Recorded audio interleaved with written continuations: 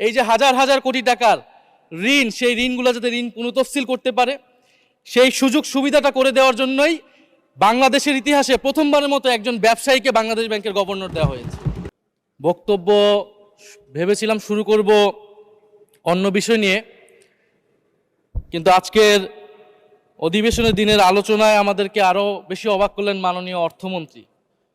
ফলে অর্থ সেক্টরের কিছু কথা, কিছু বক্তব্য দিয়ে আলোচনা শুরু করছি। আমরা যখনই ব্যাংকিং খাত বা অর্থ সেক্টরের আর্থিক খাতের কথা আসে, মাননীয় অর্থমন্ত্রী একটা বাক্যই বারবার বলেন যে বিএনপির সময়ে এরকম কোনো রেকর্ড নাই যে আর্থিক খাতে বিশৃঙ্খলা হয়েছে। উনি কিছুক্ষণ আগে অস্বীকার করলেন যে বাংলাদেশ ব্যাংকের গভর্নর একটা রাজনৈতিক নিয়োগ, তাদের দলের নির্বাচন কমিটির সদস্য, এবং তিনি এটা অস্বীকার করলেন। আমি মাননীয় স্পিকার টিআইবির একটা তথ্য আপনাদেরকে দিচ্ছি। বর্তমান সরকারি দলের যারা নির্বাচনের প্রার্থী হয়েছেন তাদের 59.41% ঋণগ্রস্ত, এবং যার বেশিরভাগ হচ্ছে সরকারি দলে। সংসদ সদস্যদের 11,000 কোটি টাকার বেশি ঋণ রয়েছে, যার অধিকাংশই সরকারি দলের।